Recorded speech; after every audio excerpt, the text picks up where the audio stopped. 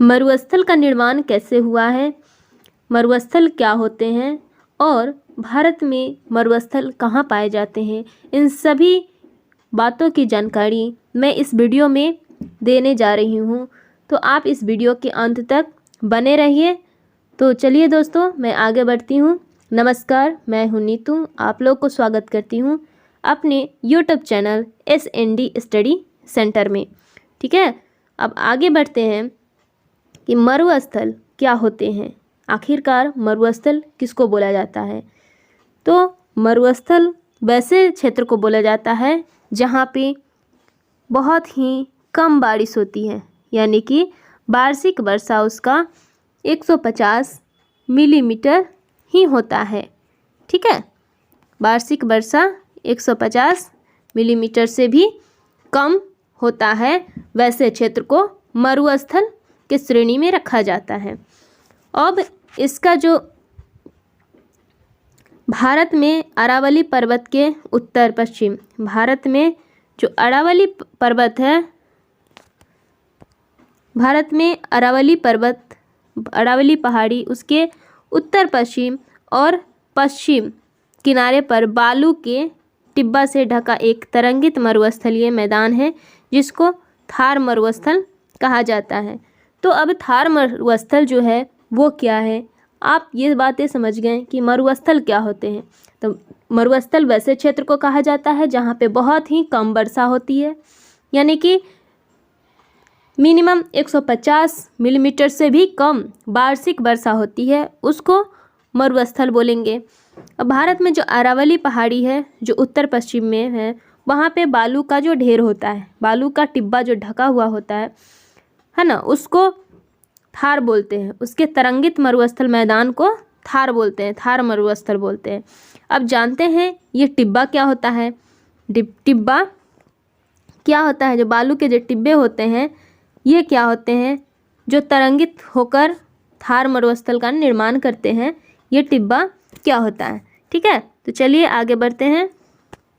टिब्बा मरुस्थलीय भागों में क्या है, मरुस्थलीय भागों में पवनों के द्वारा, हवा के द्वारा रेत को एक स्थान से दूसरे स्थान पर बहाकर ले जाती है ना। हवा जो है बालू को क्या करती है, एक जगह से दूसरे जगह वो ले जाती है, और जब पवन का बहाव रुकता है तो यह रेत गिरकर छोटी पहाड़ी बनाती है, और इन्हीं को बालू का टिब्बा कहते हैं, टिब्बा कहते हैं। ठीक है, मतलब कि जब पवन यानी कि हवा उठती है, हवा जब उठती है बालुई क्षेत्र में, मरुस्थलीय क्षेत्र में, तो रेत जो है वो एक जगह से हटकर दूसरे जगह जमा हो जाती है, एक जगह से हटकर दूसरे जगह जमा हो जाती है, उसी को हम बोलते हैं बालू के टिब्बे, माने बालू टिब्बे। ठीक है,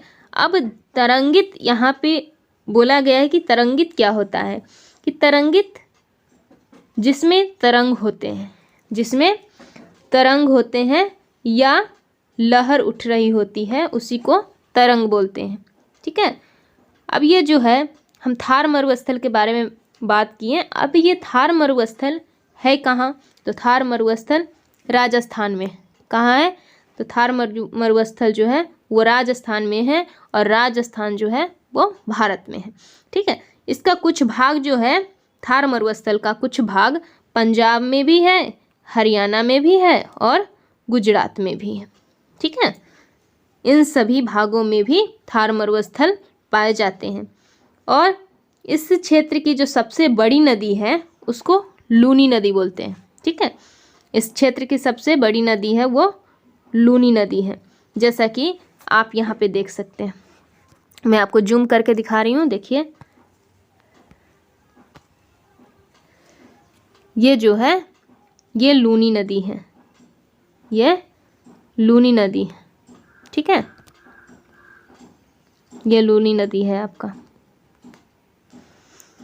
अब यहाँ पे आप देख पा रहे हैं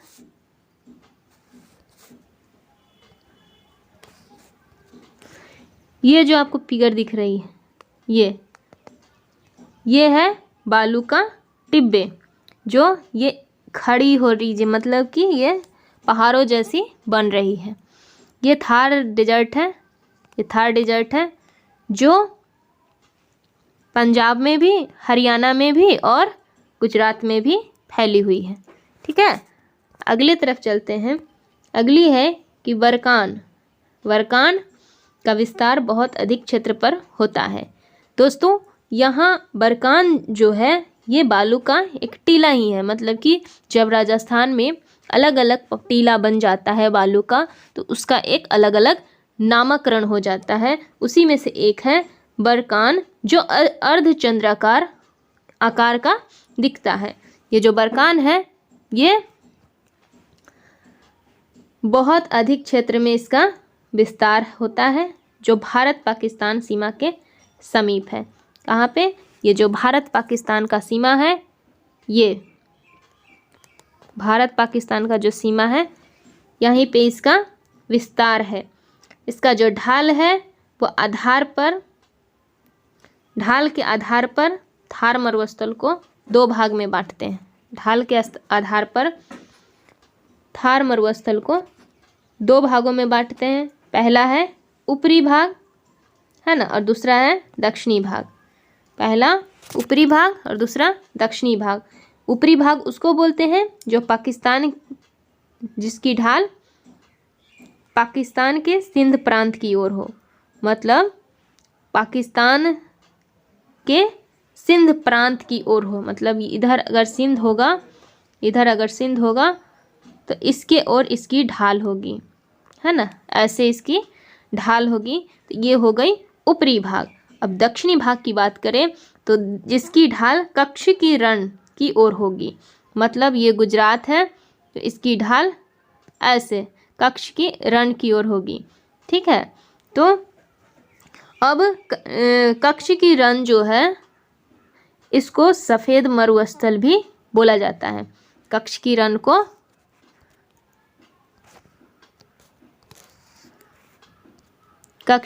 को सफ़ेद मरुस्थल भी बोला जाता है। ठीक है, आई होप इतना आपको समझ में आ गया होगा। आगे चलते हैं। आगे है प्रायद्वीपीय पठार।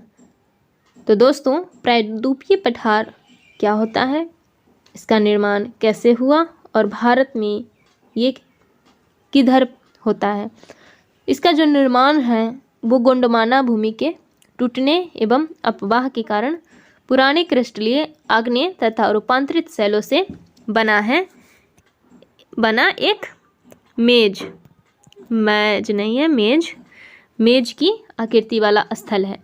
यानी कहने का मतलब गोंडमाना भूमि जो है वो पेंजिया का एक हिस्सा है।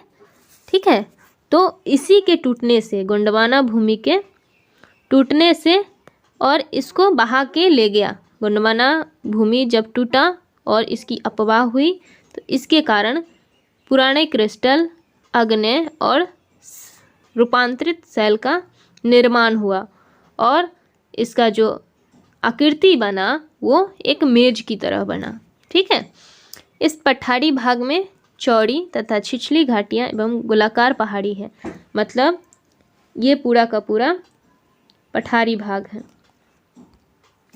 ठीक है, ये पूरा का पूरा आपको पठारी भाग दिखेगा। ये जो है इस पठारी भाग में आपको चौड़ी भी पहाड़ी मिलेगी, छिछली पहाड़ी भी मिलेगी और गोला पहाड़ी भी मिलेगी। इसको मुख्यतः दो भाग में बांटे हैं।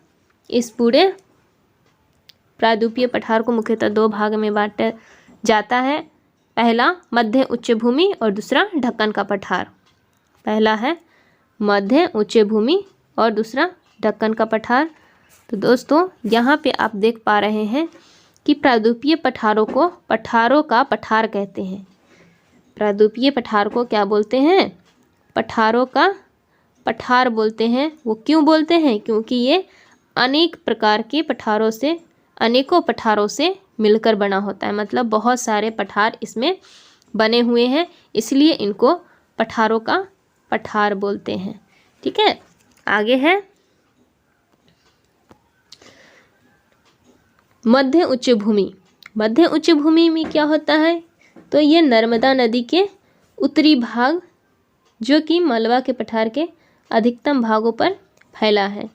ये नर्मदा नदी के उत्तरी भाग में है, जिसको हम बोलते हैं मध्य उच्च भूमि। यहाँ पे आप देख पा रहे हैं, देखिए ये नर्मदा नदी है, ठीक है। और इसके उत्तरी भाग जहाँ से ये देखिए चंबल नदियाँ है ना, सिंध, बेतवा, केन, ये सब उत्तरी भाग है नर्मदा नदी के उत्तरी भाग, है ना। तो इधर जब ये यहाँ तक मध्य उच्च भूमि है, इस क्षेत्र में बहने वाली नदी जो है चंबल, सिंध, बेतवा, केन, है ना, दक्षिण पश्चिम से, यह जो है दक्षिण पश्चिम से किधर की ओर बहती है। ये जो नदियां हैं ये सब के सब दक्षिण पश्चिम से उत्तर पूरब की ओर बहती है। ये जो पठार है पश्चिमी चौड़ा और पूरब में संकीर्ण होता है। मतलब प्रायद्वीपीय पठार जो है ये पश्चिम में चौड़ा होता है और पूरब में संकीर्ण हो जाता है। मतलब पश्चिम में अगर इतना चौड़ा है तो पूरब में आते आते सॉरी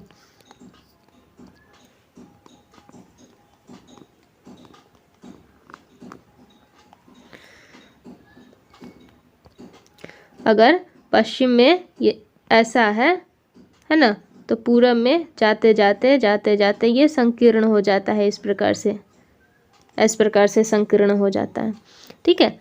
इस पठार के पूर्वी विस्तार को बुंदेलखंड तथा बघेलखंड के नाम से जाना जाता है।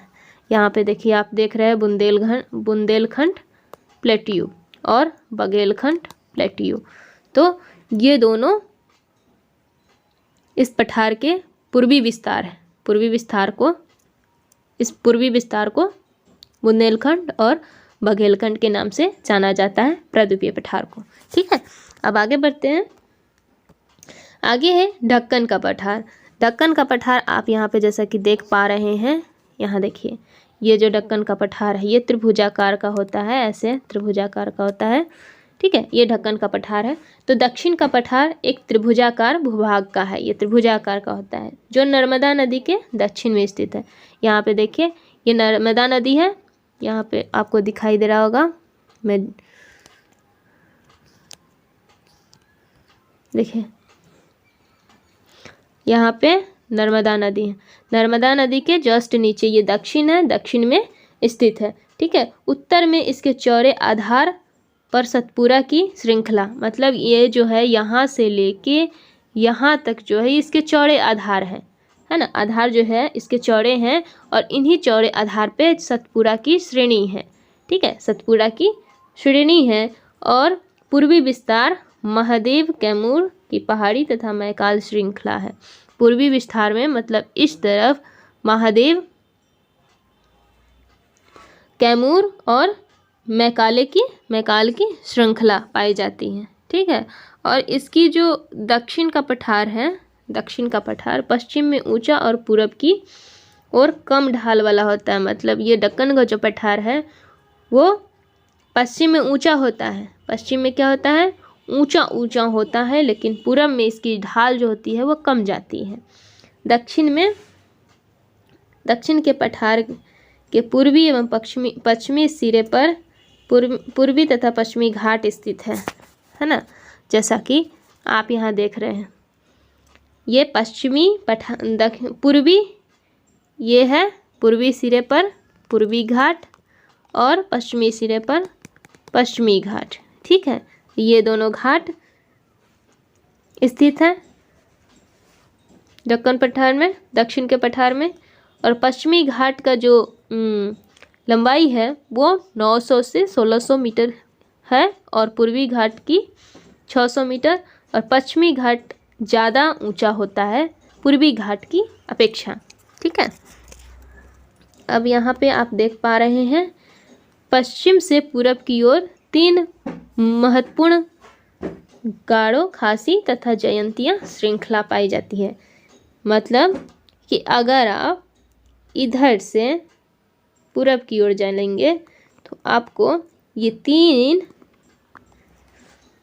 महत्वपूर्ण श्रृंखला देखने को मिलेगा जिसका नाम है गारो, है ना, जिसका नाम है गारो हिल्स, खासी और जयंतिया। ठीक है, ये तीनों श्रृंखला आपको पश्चिम से पूरब की ओर जाने में देखने को मिलेगा।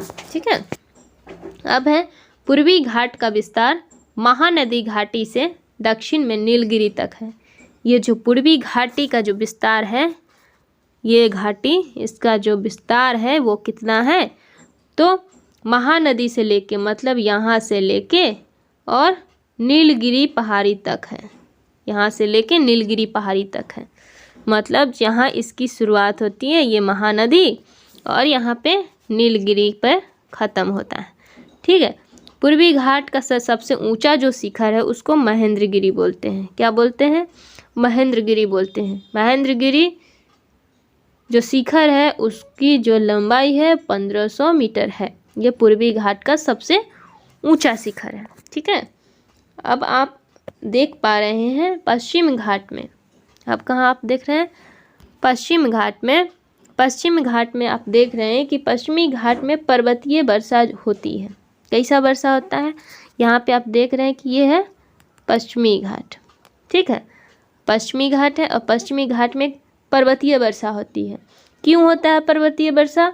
तो यहाँ जो पश्चिमी घाट के ढाल जो होते हैं, पश्चिमी ढाल, उस पर आर्द्र हवा के टकराने से टकराता है और ऊपर उठता है, जिसकी वजह से पर्वतीय वर्षा होती है। ठीक है,